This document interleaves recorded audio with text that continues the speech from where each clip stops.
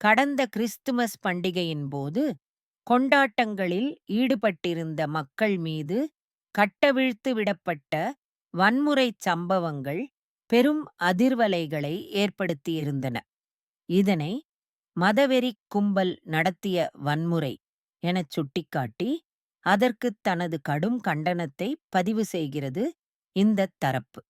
முன்னணியில் நின்று முழக்கமிடும் விடுதலைச் சிறுத்தைகள் கட்சியின் தலைவர் தொல். திருமாவளவன் மற்றும் அவருடன் இணைந்திருக்கும் நிர்வாகிகள் பாதிக்கப்பட்ட மக்களுக்காகத் தங்களின் குரலை உயர்த்தியுள்ளனர். இவர்களின் ஆவேசமான முகங்களும் உயர்த்திப் பிடிக்கப்பட்ட கைகளும் அநீதிக்கு எதிரான விடாப்பிடியான போராட்டத்தை குறிக்கின்றன. இந்த வன்முறைக்கு நீதி கேட்டும் குற்றவாளிகள் மீது நடவடிக்கை எடுக்க வலியுறுத்தியும் வரும் ஜனவரி 5ஆம் தேதி சென்னையில் ஒரு பிரம்மாண்ட கண்டன ஆர்ப்பாட்டம் நடைபெற உள்ளது.